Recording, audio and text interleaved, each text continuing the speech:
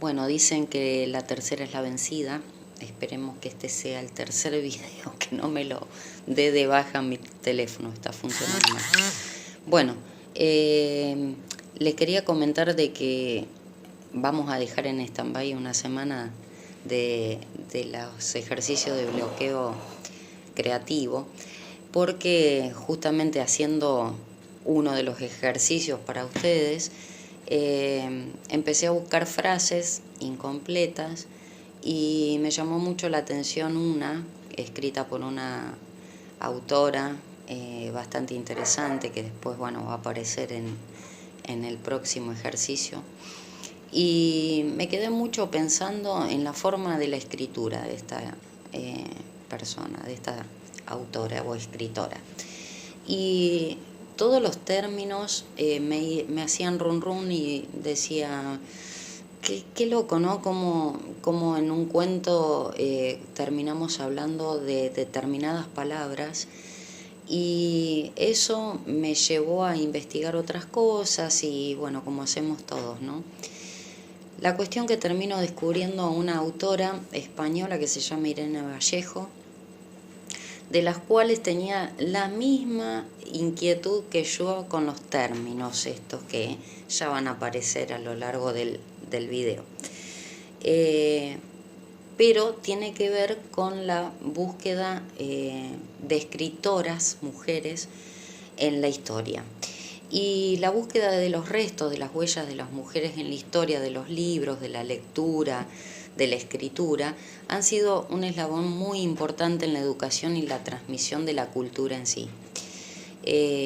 Y fue una sorpresa descubrir que a pesar de todos los obstáculos que ellas tenían y las imposibilidades de quedarse dentro de las paredes de su casa y no poder salir al mundo exterior y no tener ese contacto con experiencias próximas, sino con lo que oían, la manera que tenían para plasmar en los relatos o en los libros eso, ¿no?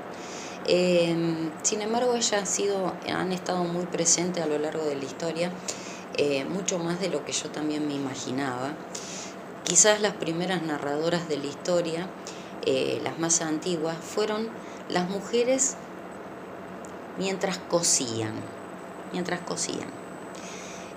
Fíjense a dónde nos lleva, porque a mí eso me llamaba mucho la atención. Cuando hablábamos de un cuento en donde constantemente hablamos del nudo de la historia, del desenlace de la narración, del hilo del relato, o de bordar un discurso, o de urdir una trama, y así son infinitas las palabras que están asociadas y relacionadas entre coser y narrar. Entonces, esa era una de las ideas, digo, ¿qué tienen que ver? Bueno, a Irene también se le había presentado la misma duda y me ayudó en el camino y en la búsqueda, ya que ella hizo una hipótesis y me pareció muy interesante. Es que las mujeres fueron las narradoras por antonomasia en los primeros momentos de la oralidad. Y al mismo tiempo que cosían, que se juntaban entre hermanas, primas, o las mujeres de políticos, oradores, se reunían en la sala y se ponían a tomar el té y a bordar.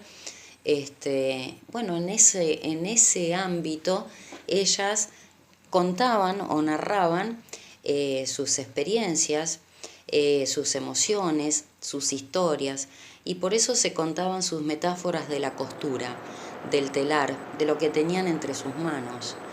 Y por eso mismo, porque eran tareas femeninas, y así que allí hay toda una historia bordada y que es muy difícil de rastrear sobre la aportación intelectual de esas mujeres como maestras, como narradoras o como escritoras mismas.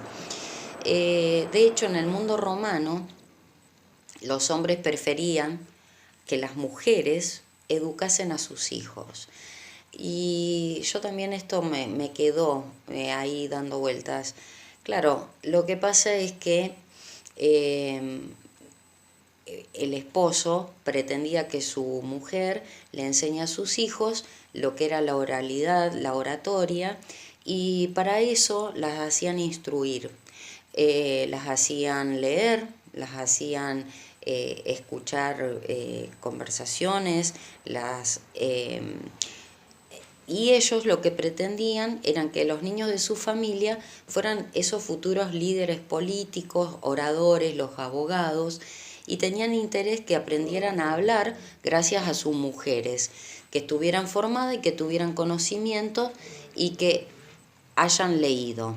En realidad no les interesaba en sí la educación de la mujer, sino que la utilizaban como una herramienta, como un instrumento eh, para, para esto que les digo, para un futuro discurso de sus pequeños. Bueno, ¿qué pasa? A mí me importa mucho destacar todo esto, como a Irene Vallejos, porque fueron voces que las fueron haciendo callar, en donde estaban con muchas limitaciones. Esto viene a colación también si nos recordamos el argumento de la Odisea. Bueno, tiene que ver con esto, con estas voces calladas. Y bueno, si nos vamos mucho más lejos, que eso es lo fascinante que me pareció, es un hecho bastante desconocido que, bueno, lo conocí a través de ella, de Irene, y me puse a investigar un poco más. Los primeros escritos, que se suponen que era Homero, un escrito por, o sea, un autor masculino, y también los poemas de Gilgamesh, que ya después vamos a hablar también sobre eso. En realidad hay un relato mucho más antiguo, que data de 4300 años, que fue escrito por una sacerdotisa que era femenina, y de los cuales no es anónimo, tiene su propio nombre, fue una autora, era una poetisa en donde estaba relacionado de orden político-religioso, en donde esta mujer era una sacerdotisa acadia, es decir, de un lugar de Akkad, que es una parte de la Mesopotamia, de Akkad. Y esta mujer se trataba de una princesa que era la hija del rey Sargón de Akkad y vivió en el sur de la región sumeria. Su nombre en realidad no era un nombre, sino era un título que se le daba de suma sacerdotisa, que era un rol muy importante de orden político y religioso. Y bueno, ella lo que hizo fue escribir poemas, en donde acá recordé mucho a Daniel, donde ella decía, nosotros hablábamos con Daniel de las musas inspiradoras. Bueno, ella en realidad, que se llama Eneduana, nos cuenta en sus himnos porque ella escribía poesía religiosa como la primera experiencia creativa relatada por ella en primera persona, y la metáfora que ella utiliza tiene mucho que ver con la experiencia de las mujeres, porque ella dice cuando escribía que recibía la visita de la diosa Inanna, que se apoderaba de ella, que entraba en su cuerpo, y que después de esa posesión ella daba luz a las palabras. Es el parto del poema, dice, y esa imagen de crear como una forma de procrear es profundamente femenina, y es muy emocionante. E incluso en una sociedad misógina como fue la de los griegos en la antigüedad, también teníamos personajes femeninos como Safo. Bueno, Safo, también conocida como Safo de Levos o simplemente Safo, fue una poetisa griega de la época arcaica, y bueno, los mismos comentaristas griegos la incluyeron dentro de la lista de los 9 poetas líricos, que después más tarde Platón la catalogó como la 10ª musa, y acá volvemos a lo que nos decía Daniel. O como también fue otra Aspasia.